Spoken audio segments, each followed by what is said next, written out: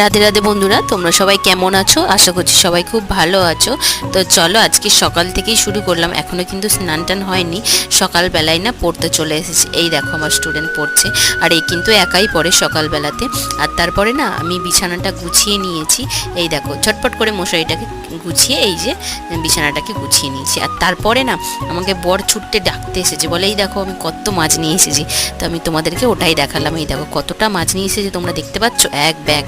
এগুলো কিন্তু আমরা একা খাবো না, মানে আমাদের বাড়ির জন্যও আছে, আবার প্লাস যারা জাল টান্না হয় তাদেরকে দেওয়ার জন্য এই মাছগুলো নিয়ে আসা হয়। এবার তো আমি রান্না বসিয়েই দিয়েছি, তোমরা তো দেখতে পেলে। আর কত পাতা নাতা দেখেছো, এই পাতা দিয়ে জাল দিতে কার ভালো লাগে বলো তো? আমার তো একদমই ভালো লাগে না।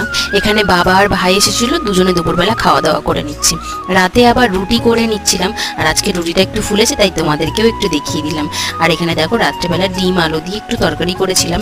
আর আজকের মতো ব্লগ এখানেই শেষ করছি, কেমন লাগলো জানিও, টাটা।